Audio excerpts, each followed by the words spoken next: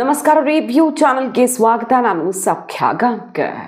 ರಾಜ್ಯ ಬಿಜೆಪಿಯಲ್ಲಿ ದಿಢೀರ್ ಬೆಳವಣಿಗೆ, ದೊಡ್ಡದೊಂದು ಸುದ್ದಿ ಈಗ ರಾಜ್ಯ ಕಮಲಪಾಳ್ಯದಿಂದ ಸಿಡಿತಾ ಇದೆ. ಡೆಲ್ಲಿಯಿಂದ ಹಾಗಾದ್ರೆ ಮುದ್ರೆ ಬಿದ್ದಿದೆಯಾ? BSY ಸಿಡಿದೆದ್ದಿದ್ದು ಯಾಕೆ ಈ ಹೊತ್ತಲ್ಲಿ? ಗಮನ ಸೆಳಿತಾ ಇದೆ. ಒಂದು ಕಡೆ ಕಾಂಗ್ರೆಸ್ನ ಒಳಗಡೆ ಕೂಡ ದೊಡ್ಡ ಬೆಳವಣಿಗೆಗಳು ನಿರೀಕ್ಷಿತ ಅಂತ ಹೇಳಲಾಗ್ತಿರೋ ಹೊತ್ತಲ್ಲಿಯೇ ಬಿಜೆಪಿ ಮನೆಯಿಂದ ಬರ್ತಿರುವ ಸುದ್ದಿ ಮಾಹಿತಿ ಮುಂದೆ ಇಡ್ತಾ ಇದೀವಿ.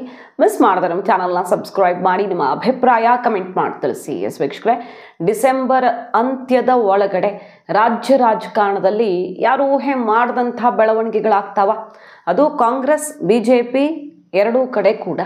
ಕಾಂಗ್ರೆಸ್ನಲ್ಲಿ ಈಗಾಗಲೇ ನಿರೀಕ್ಷಿತ ಸುಮಾರು ದಿನಗಳಿಂದ ಚರ್ಚೆ ಆಗ್ತಿರುವಂತೆಯೇ ಒಂದಿಷ್ಟು ಬೆಳವಣಿಗೆಗಳಾಗ್ತಿದ್ದಾವೆ. CBI ED ಟೆನ್ಷನ್ನು, ಮೂಡ, ಆತಂಕ, ಜೊತೆಗೆ ಈಗ ಆಗ್ತಿರುವಂಥ ಸಂಪುಟದ ತಲೆನೋವು ಬೇರೆ. ಈ ಕಡೆ BJPಯಲ್ಲಿ ಆಗ್ತಿರೋದೇನು? ದಿಢೀರ್ ಅಂತ ಒಂದು ಸುದ್ದಿ ಸಿಡಿತಾ ಇದೆ. ಡಿಸೆಂಬರ್ನಲ್ಲಿ ಬಿಗ್ ಸರ್ಜರಿ ಫಿಕ್ಸಾ ಅಂತ. ಸದ್ಯ ರಾಜ್ಯಾಧ್ಯಕ್ಷ ಮತ್ತು ವಿರೋಧ ಪಕ್ಷ ನಾಯಕನ ಸ್ಥಾನಕ್ಕೆ ಹೊಸ ಹೆಸರುಗಳು ಕೇಳಿಬರೋಕೆ ಶುರುವಾಗ್ಬಿಟ್ಟಿವೆ. ಹಾಗಂತ ಹೈಕಮಾಂಡ್ ನಿರ್ಧಾರನೇ ಮಾಡಿಬಿಟ್ಟಿದ್ಯಾ? ಅಲ್ಲಿ ತನಕ ರಿಸ್ಕ್ ತಗೊಳುತ್ತಾ BJP ಹೈಕಮಾಂಡ್ ಅನ್ನೋದು ಈಗಿರೋ ಕುತೂಹಲ. ಕೇಳಿಬರ್ತಿರೋ ಸುದ್ದಿ ಏನಪ್ಪ ಅಂತ ಕೇಳಿದ್ರೆ, ಡಿಸೆಂಬರ್ನಲ್ಲಿ ಯತ್ನಾಳ್ಗೊಂದು ದೊಡ್ಡ ಸ್ಥಾನಮಾನ ಒಲಿದು ಬರಲಿದೆ ಅಂತೆ. ಯಾವ ಸ್ಥಾನಮಾನ? ಯಾಕಂದರೆ ಈಗ ಲಿಂಗಾಯತ ಸಮುದಾಯವೇ ಆಗಿರೋದ್ರಿಂದ ವಿಜಯೇಂದ್ರ ಇರೋವಾಗಲೇ ಯತ್ನಾಳ್ಗೆ ಇನ್ನೊಂದು ಸ್ಥಾನ ಕೊಟ್ಟು ಕೂರಿಸೋದು, ಕುರ್ಚಿ ಕೊಟ್ಟು ಕೂರಿಸೋದು ಅಸಾಧ್ಯ.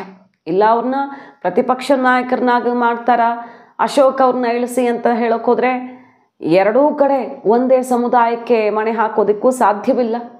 ಹಾಗಾದರೆ ಅವ್ರನ್ನೇ ರಾಜ್ಯಾಧ್ಯಕ್ಷರನ್ನಾಗಿ ಮಾಡಿ ವಿಜಯೇಂದ್ರ ಅವ್ರನ್ನ ಇಳಿಸ್ತಾರ? ಈ ಕುತೂಹಲಕಾರಿ ಚರ್ಚೆ ಈಗ ದಿಢೀರ್ ಅಂತ ಶುರುವಾಗ್ಬಿಟ್ಟಿದೆ. ಆದರೆ ಅಷ್ಟು ಸಲೀಸಿಲ್ವಲ್ಲ. ವಿಜಯೇಂದ್ರ ಇಳಿಸಿ ಯತ್ನಾಳ್ ಕೂರಿಸ್ತಾರೆ ಅಂದರೆ ಅದಕ್ಕಿಂತ ರಿಸ್ಕ್ ಇನ್ಯಾವುದೂ ಇಲ್ಲ BJPಯಲ್ಲಿ ಸದ್ಯದ ಪರಿಸ್ಥಿತಿಯಲ್ಲಿ. ಹಾಗಾಗಿ ಬ್ಯಾಲೆನ್ಸ್ ಮಾಡಲಿ ಅಂತ ಒಂದು ಆಫರ್ ಹೈಕಮಾಂಡ್ ಮುಂದೆ ಒತ್ತಡವನ್ನು ಹಾಕಲಾಗ್ತಿದೆ. ಇಂಥ ವಿಷಯವನ್ನು ಇಟ್ಟು ಅನ್ನೋ ಸುದ್ದಿ. ಏನದು? ಅವ್ರಿಗೂ ಬೇಡ ಇವ್ರಿಗೂ ಬೇಡ. ಯತ್ನಾಳ್ಗೂ ಒಂದು ಸ್ಥಾನಮಾನ ಕೊಡಿ, ವಿಜಯೇಂದ್ರಗೂ ಒಂದು ಸ್ಥಾನಮಾನ ಕೊಡಿ. ಆದರೆ ಅಧ್ಯಕ್ಷ ಕುರ್ಚಿಯಲ್ಲಿ ಪಕ್ಷದ ಸಾರಥಿಯಾಗಿ ಸೋಮಣ್ಣ ಅವ್ರು ಕೂರ್ಲಿ. ಹಿರಿಯರಿದ್ದಾರೆ, ಕೇಂದ್ರ ಮಂತ್ರಿ, ಈಗ ವಿಶ್ವಾಸಕ್ಕೆ ತಗೊಂಡು ಹೋಗ್ತಾರೆ. ಎಲ್ಲರನ್ನು ಹಿರಿಯರನ್ನ ಕಿರಿಯರನ್ನ ಒಗ್ಗೂಡಿಸ್ಕೊಂಡು ಹೋಗ್ತಾರೆ. ಅವರು ಸೀನಿಯರ್ ಆಗಿರೋದ್ರಿಂದ ಎಲ್ಲರೂ ಅವರನ್ನು ಒಪ್ಪಿಕೊಳ್ತಾರೆ. ಮಠ ಮಂದಿರಗಳ ಜೊತೆ ಅವರ ಸಂಬಂಧ ಚೆನ್ನಾಗಿದೆ. ಒಬ್ಬ ಮುತ್ಸದ್ದಿ ನಾಯಕನಾಗಿದ್ದಾರೆ, ಲಿಂಗಾಯತ ಸಮುದಾಯದ ಹಿರಿತಲೆ. ಹಾಗಾಗಿ ಅವ್ರಿಗೆ ಪಟ್ಟ ಕಟ್ಟಿ ನಾವೆಲ್ಲರೂ ಸಪೋರ್ಟ್ ಮಾಡ್ತೀವಿ. ವಿಜಯೇಂದ್ರ ಒಪ್ಪಿಕೊಳ್ಳೋಕೆ ಸಾಧ್ಯವೇ ಇಲ್ಲ. ಇನ್ನೂ ಇದು ಹೀಗೆ ಮುಂದುವರ್ಕೊಂಡು ಹೋದರೆ ಪಕ್ಷದಲ್ಲಿ ಹೆಚ್ಚಿನ ಸಮಸ್ಯೆಗಳಾಗಬಹುದು ಅನ್ನುವ ಬಿಗ್ ಮೆಸೇಜ್ ಹೈಕಮಾಂಡ್ಗೆನೆ ಎಚ್ಚರಿಕೆ ಕೊಡೋ ತನಕ ಬೆಳವಣಿಗೆಗಳಾಗ್ತಿವೆ. ಹಾಗಾದ್ರೆ ಅರ್ಥ ಇದುವರೆಗೆ ಕಾದಿದ್ದಾಗಿದೆ. ಇನ್ನು ನಾವು ಸಹಿಸೋದಕ್ಕೆ ರೆಡಿ ಇಲ್ಲ. ಯಾವುದೇ ಆ್ಯಕ್ಷನ್ಗೆ ಸಿದ್ಧ ಇದ್ದೀವಿ ನಾವು. ಏನು ಆ್ಯಕ್ಷನ್ ತಗೊಂಡ್ರು ರೆಡಿ ನಮ್ಮ ಮೇಲೆ. ಆದರೆ ಇಂಥದ್ದೊಂದು ಬದಲಾವಣೆ ಮಾಡಿ ಅಂತ ದಿಟ್ಟ ಸಂದೇಶವನ್ನು ಕಳಿಸ್ಕೊಡ್ತಾ ಇದೆ ರೆಬೆಲ್ ಬಣ. ಹೇಗೂ ಸೋಮಣ್ಣವ್ರು JDS ಜೊತೆಗೂ ತುಂಬ ಚೆನ್ನಾಗಿದ್ದಾರೆ. ಕುಮಾರಸ್ವಾಮಿ, ದೇವೇಗೌಡರ ಜೊತೆಗೆ ಅವ್ರ ಸಂಬಂಧ ಚೆನ್ನಾಗಿದೆ. ಮೈತ್ರಿಯನ್ನು ಮುಂದುವರಿಸ್ಕೊಂಡು ಹೋಗೋ ನಿಟ್ಟಿನಲ್ಲೂ ನಮಗೆ ವರ್ಕೌಟ್ ಆಗುತ್ತೆ. ಹಾಗಾಗಿ ಯಾವ ತಲೆನೋವು ಇಲ್ವಲ್ಲ ಸೋಮಣ್ಣವ್ರು ಬಂದುಬಿಟ್ರೆ ಅನ್ನುವ ಒಂದು ಒತ್ತಡ ಈಗ ಶುರುವಾಗಿರೋದು. BSY ಮತ್ತು ವಿಜಯೇಂದ್ರ ವಿರೋಧಿ ಬಣ ಈಗ ಸೋಮಣ್ಣವ್ರಿಗೆ ಪಟ್ಟ ಕಟ್ಟೋದಕ್ಕೆ ತಯಾರಿಯನ್ನು ನಡೆಸಿದೆ. ಹೈಕಮಾಂಡ್ ಮುದ್ರೆ ಒತ್ತುತ್ತಾ? ಹಾಗಾದರೆ ಅಷ್ಟು ಸಲೀಸ ಅಂತ ಕೇಳಿದ್ರೆ ಅಷ್ಟು ಸಲೀಸಂತೂ ಇಲ್ಲ. ಹೈಕಮಾಂಡ್ ಮನಸ್ಸಲ್ಲಿ ಏನಿದೆ ಅನ್ನೋದನ್ನು ಯಾರು ಅರ್ಥ ಮಾಡ್ಕೊಳ್ಳೋಕ್ಕಾಗ್ತಿಲ್ಲ. ಯಾಕಂದರೆ ಕಟ್ಟುನಿಟ್ಟಿನ ಎಚ್ಚರಿಕೆ ಕೊಟ್ಟಿದ್ದಾಗಿದೆ ಯತ್ನಾಳ್ ಅವ್ರಿಗೆ. ಹೇಳಿಕೆಗಳನ್ನು ನಿಲ್ಲಿಸಿ ಅಂತ ಪ್ರಹ್ಲಾದ್ ಜೋಶಿ ಅವರ ಮೂಲಕ ಮೆಸೇಜ್ ಕೊಡಿಸಿದ್ದಾಗಿದೆ. ಆದರೆ ಎಚ್ಚರಿಕೆ ಕೊಟ್ಟು ಕಿವಿ ಹಿಂಡಿದ್ದು ಬಿಟ್ರೆ ಅವರನ್ನು ಪಕ್ಷದಿಂದ ಉಚ್ಚಾಟಿಸುವಂತಹ ಕೆಲಸಕ್ಕಂತೂ ಕೈ ಹಾಕಿಲ್ಲ. ಅದರ ಅರ್ಥ ಬ್ಯಾಲೆನ್ಸಿಂಗ್ ಆ್ಯಕ್ಟ್ ನಡೀತಿದೆ. ವಿಜಯೇಂದ್ರ ಅಥವಾ BSY ಅವರದ್ದೇ ಎಲ್ಲ ಅನ್ನೋ ರೀತಿಯಲ್ಲಿ ಆಗಬಾರದು ಅನ್ನೋ ಆಲೋಚನೆಯಲ್ಲಿದೆ ಅನ್ನೋದು ಕ್ಲಿಯರ್ ಆಗುತ್ತೆ. ಮುಂದೇನು ಹಾಗಾದರೆ? ಈಗ BSY ಬಣದಿಂದಾನೂ ಕಂಪ್ಲೇಂಟ್ ಹೋಗಿದೆ, ವಿಜಯೇಂದ್ರ ಕೂಡ ಕಂಪ್ಲೇಂಟ್ ಮಾಡಿದ್ದಾರೆ. ವಕ್ಫ್ ವಿಚಾರದಲ್ಲಿ ಪ್ರತ್ಯೇಕವಾಗಿ ಅಧ್ಯಯನ ಮತ್ತು ಜನ ಆಂದೋಲನ ಅಂತೆಲ್ಲ ಮಾಡೋದಕ್ಕೆ ಹೋದರೆ ಅದು ಪಕ್ಷಕ್ಕೆ ಮುಜುಗರ, ಪಕ್ಷಕ್ಕೆ ಸಮಸ್ಯೆ ಆಗುತ್ತೆ ಅಂತ ಕಂಪ್ಲೇಂಟ್ ಕೊಟ್ಟು ಈ ರೆಬಲ್ಗಳು ಟೀಮ್ ಮಾಡಿಕೊಂಡು ದಿನವೇ 3 ತಂಡ ಮಾಡಿ ಅದರ ನೇತೃತ್ವ ಯಾರ್ಯಾರಿಗೆ ಅಂತ ವಹಿಸಿ ಯತ್ನಾಳ್, ಜಾರಕಿಹೊಳಿ, ಲಿಂಬಾವಳಿ ಅವರಿಗೆ ಸ್ಥಾನಮಾನ ಕೊಡುವ ಮೂಲಕ ಕೌಂಟರ್ ಕೊಡೋದಕ್ಕೆ ನೋಡಿದ್ರು. ಆದರೆ ತಡ ಆಯ್ತಲ್ಲ.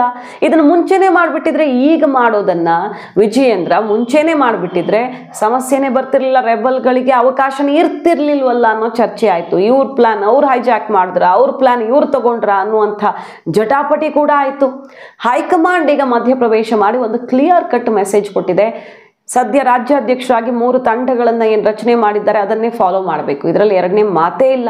ಪ್ರತ್ಯೇಕವಾಗಿ ಹೋಗುವಂಥ ನಿಮ್ಮ ಲೆಕ್ಕಾಚಾರವನ್ನು ಬಿಟ್ಟುಬಿಡಿ. ವಿಜಯೇಂದ್ರ, ಆರ್ ಅಶೋಕ್ ಮತ್ತು ಛಲವಾದಿ ನಾರಾಯಣ ಸ್ವಾಮಿ ಅವರ ನೇತೃತ್ವ 3 ತಂಡಗಳಲ್ಲಿಯೇ ಈ ಅಧ್ಯಯನ ಅಥವಾ ಜನಜಾಗೃತಿ ವಕ್ಫ್ ವಿಚಾರದಲ್ಲಿ ನಡಿಬೇಕು. ಇದು ತಾರ್ಕಿಕ ಅಂತ್ಯಕ್ಕೆ ಹೋಗಬೇಕು. ಈ ಹೋರಾಟ ಸಣ್ಣ ಪ್ರಮಾಣದಲ್ಲಿ ನಡೆಯೋದಲ್ಲ. ಹಾಗಾಗಿ ಒಗ್ಗಟ್ಟು ಪ್ರದರ್ಶನ ಆಗಬೇಕು. ವಿಧಾನಸಭಾ ಅಧಿವೇಶನದ ಒಳಗಡೆ ವರದಿ ಸಿದ್ಧ ಆಗಿ ಅಧಿವೇಶನದಲ್ಲಿ ಅದನ್ನು ಮಂಡಿಸಬೇಕು. ಸರ್ಕಾರದ ವಿರುದ್ಧ, ಆಡಳಿತ ಪಕ್ಷದ ವಿರುದ್ಧ ದೊಡ್ಡ ಮಟ್ಟದ ಹೋರಾಟವನ್ನು ಸೆಷನ್ ಒಳಗಡೆ ಹೊರಗಡೆ ರೂಪಿಸಬೇಕು. ಹಾಗಾಗಿ ನೀವು ಯಾವುದಕ್ಕೂ ಕೈ ಹಾಕಬೇಡಿ, ಅದರ ಪರಿಣಾಮ ನೆಟ್ಟಗಿರಲ್ಲ ಅನ್ನೋ ಸಂದೇಶ ಕೊಟ್ಟಿದೆ. ಮತ್ತು ಅದರ ಜೊತೆಗೆ ವಿಜಯೇಂದ್ರ ಅವ್ರಿಗೂ ಕಿವಿ ಹಿಂಡಿದೆ. ಏನಂತ? ಯತ್ನಾಳ್ ವಿಜಯಪುರದಲ್ಲಿ ದೊಡ್ಡ ಮಟ್ಟದಲ್ಲಿ ಅಹೋರಾತ್ರಿ ಧರಣಿಯನ್ನು ಕೈಗೊಂಡವರು ಅನ್ನೋದು ಮರಿಬೇಡಿ. ಅವರು ಈ ಹೋರಾಟವನ್ನು ಮೊದಲು ಕೈಗೆತ್ಕೊಂಡವರು. ಸೊ ಕಡೆಗಣಿಸುವ ಹಾಗಿಲ್ಲ, ಯಾರನ್ನು ಕೂಡ ಕನ್ಸಿಡರೇಷನ್ ಇರಲೇಬೇಕು. ದೊಡ್ಡ ಮಟ್ಟದಲ್ಲಿ ರಾಷ್ಟ್ರದ ಗಮನ ಸೆಳೆದಿದೆ ವಿಜಯಪುರದ ಹೋರಾಟ. ಜಾಯಿಂಟ್ ಪಾರ್ಲಿಮೆಂಟರಿ ಕಮಿಟಿ ಅಧ್ಯಕ್ಷರು ಕೂಡ ಬರೋ ರೀತಿಯಲ್ಲಾಯಿತು. ತೇಜಸ್ವಿ ಸೂರ್ಯ ಅವರು ಕಂಪ್ಲೇಂಟ್ ಕೊಟ್ಟಿದ್ದು ಮತ್ತು ಬೇರೆ ಏನೇ ಕಾರಣ ಇರಬಹುದು, ಬಟ್ ಅಲ್ಲಿ ಬರೋ ಹಾಗಾಯಿತು. ದೊಡ್ಡ ಮಟ್ಟದಲ್ಲಿ ಹೋರಾಟ ನಡೆದು ಮತ್ತು ಯತ್ನಾಳ್ ಅವರು ಬರೆದಂಥ ಪತ್ರ ಪ್ರಧಾನಿ ಮೋದಿ ಅವ್ರಿಗೆ ಸ್ವೀಕೃತಿ ಪತ್ರವನ್ನು ಕಳಿಸ್ಕೊಟ್ಟಿದ್ದಾರೆ. ವಾಪಸ್ಸು ರಿಯಾಕ್ಷನ್ ಬಂದಿದೆ ಅವ್ರಿಗೆ. ಹಾಗಾಗಿ ಹೈಕಮಾಂಡ್ ಅವರನ್ನು ಕನ್ಸಿಡರ್ ಮಾಡಿ ವಿಜಯೇಂದ್ರ ನಾಯಕತ್ವಕ್ಕೆ ಬೆಲೆ ಕೊಡಿ ಅನ್ನೋ ಮೆಸೇಜ್ ಕೊಡ್ತಾ ಇದೆ. ವಿಜಯೇಂದ್ರ ಮಾಡಿದ 3 ತಂಡಗಳಲ್ಲಿಯೇ ಈ ಕಾರ್ಯಕ್ರಮ ಜರುಗತ್ತೆ, ಆದರೆ ಯತ್ನಾಳ್ ಅವ್ರಿಗೂ ಮಹತ್ವ ಇರುತ್ತೆ ಅನ್ನುವ ಮೆಸೇಜ್ ಕೊಟ್ಟು ಸದ್ಯ ವಿಜಯೇಂದ್ರ ಸೇಫ್ ಅನ್ನುವಂಥ ಒಂದು ವಿಚಾರವನ್ನು ರೆಬಲ್ಗಳಿಗೆ ಕ್ಲಿಯರ್ ಮಾಡ್ತಿರೋದು. ಆದರೆ ಇದು ಎಷ್ಟು ದಿನ ಮುಂದುವರಿಯುತ್ತೆ ಅನ್ನೋದೇ ಕುತೂಹಲ. ಹೀಗೆ ತಳ್ಕೊಂಡು ಹೋಗೋಕ್ಕೆ ಸಾಧ್ಯ ಇಲ್ಲ. ಡಿಸೆಂಬರ್ ಅಂತ್ಯದ ಒಳಗಡೆ ಹೊಸ ವರ್ಷಕ್ಕೆ ಹೊಸ ಅಧ್ಯಕ್ಷರು ಇರಬೇಕು ಅನ್ನೋ ಒತ್ತಡ ಸೋಮಣ್ಣನವರ ಹೆಸರನ್ನು ಮುಂದಿಡುವ ಮೂಲಕ. ಇನ್ನೂ ಟೈಮ್ ಇದೆ, ಇನ್ನೂ 1.5-2 ವರ್ಷ ಬಾಕಿ ಇರೋವಾಗಲೇ ಮಧ್ಯದಲ್ಲಿಯೇ ವಿಜಯೇಂದ್ರ ಇಳಿಸೋದಕ್ಕೆ ಸಾಧ್ಯವಾ? ಯಡಿಯೂರಪ್ಪನವರು ಆ ರೀತಿಯ ಬೆಳವಣಿಗೆಗಳಾದರೆ ಏನು ಮಾಡಬಹುದು ಅನ್ನುವಂಥ ದೊಡ್ಡ ಪ್ರಶ್ನೆ ಇದೆ. ಈಗಾಗಲೇ ಅವರು ಸೆಟ್ ಹೊಡೆದಿದ್ದಾರೆ. ವಿಜಯೇಂದ್ರ ಬೆಳವಣಿಗೆಯನ್ನು ಸಹಿಸೋದಕ್ಕಾಗ್ತಿಲ್ಲ, ಹಾಗಾಗಿ ಇಂಥ ದಾರಿ ಹಿಡಿತಿದ್ದಾರೆ. ಈ ಸಂಚಿಗೆಲ್ಲ ನಾವು ಬಗ್ಗಲ್ಲ ಜಗ್ಗಲ್ಲ ಅನ್ನುವಂಥ ಖಡಕ್ ಮೆಸೇಜ್ ಕೊಟ್ಟಿದ್ದಾರೆ.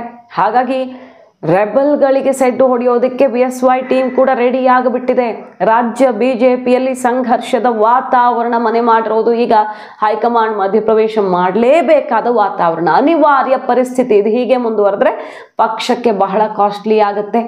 ಪಕ್ಷದಲ್ಲಿ ದೊಡ್ಡ ಸರ್ಜರಿ ಆಗಬೇಕು. ಅಶೋಕ್ ಅಥವಾ ವಿಜಯೇಂದ್ರ ಇಬ್ಬರಲ್ಲಿ ಒಬ್ಬರು ಬದಲಾಗಲಿ, ಆ ಜಾಗಕ್ಕೆ ಬೇರೆಯವ್ರಿಗೆ ಅವಕಾಶ ಮಾಡಿಕೊಡ್ಲಿ ಅನ್ನುವಂಥ ಒತ್ತಡ ಶುರುವಾಗಿರೋದು. ಅದರಲ್ಲೂ ವಿಜಯೇಂದ್ರ ಕುರ್ಚಿಗೆ ಸ್ಕೆಚ್ ರೆಡಿಯಾಗೇ ಬಿಟ್ಟಿದೆ. ಯತ್ನಾಳ್ ಅವ್ರಿಗೆ ಸಿಗತ್ತಾ ಪುರಸ್ಕಾರ? ಹಾಗಾದರೆ ನೋಡಬೇಕು. ಮಾಹಿತಿ ನಿಮ್ಗೆ ಇಷ್ಟ ಆಗಿದ್ರೆ ಮಿಸ್ ಮಾಡಿದ್ರೆ ನಮ್ಮ ಚಾನಲ್ನ ಸಬ್ಸ್ಕ್ರೈಬ್ ಮಾಡಿ, ನಿಮ್ಮ ಅಭಿಪ್ರಾಯ ಕಮೆಂಟ್ ಮಾಡಿ ತಿಳಿಸಿ. Thank you.